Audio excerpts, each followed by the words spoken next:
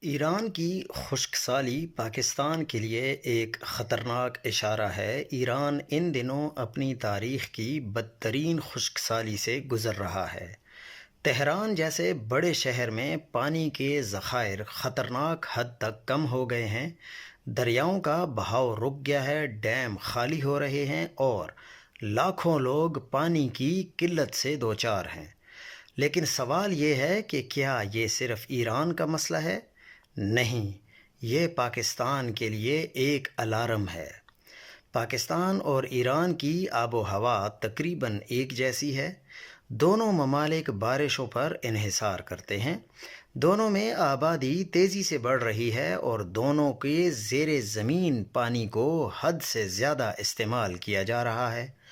اگر ہم نے اب بھی ہوش کے ناخن نہ لیے تو وہی منظر جو آج تہران میں ہے کل لاہور، کراچی، کوئٹہ یا ملتان میں بھی دیکھنے کو مل سکتا ہے۔ پاکستان کے لیے کیا کیا خطرات ہیں؟ اس وقت فی کس دستیاب پانی تیزی سے